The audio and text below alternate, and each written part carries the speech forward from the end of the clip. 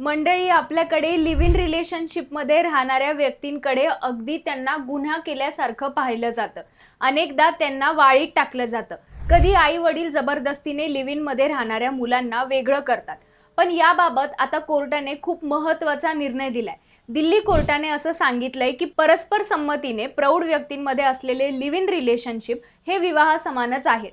पालक किंवा मित्रांना त्यांच्या निवडीमध्ये हस्तक्षेप करण्याचा अथवा त्यांच्या जीवाला धोका निर्माण करण्याचा अधिकार नाही, असे दिल्ली उच्च न्यायालयाने स्पष्ट केलंय। लिव्ह इन बाबतच्या एका प्रकरणात एका जोडप्याने न्यायालयात धाव घेतली होती।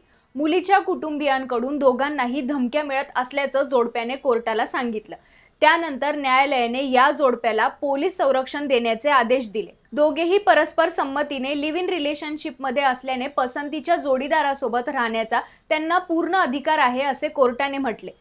दिल्ली उच्च न्यायालयाने म्हटले आहे की याचिकाकर्ते लिव्ह इन रिलेशनशिपमध्ये असले तरी त्यांचा कायदेशीर विवाह झालेला नाही, मात्र ते दोघेही संमती देण्यास सक्षम प्रौढ असल्याने हे नाते विवाह समान आहे। या जोडप्याने न्यायालयाला सांगितलं होतं की ते काही काळापासून एकत्र राहत असून भविष्यात विवाह करण्याचाही त्यांचा मानस आहे। कोर्टाच्या या निर्णयामुळे लिव्ह इन रिलेशनशिपमध्ये राहणाऱ्यांचं टेन्शन गेलंय।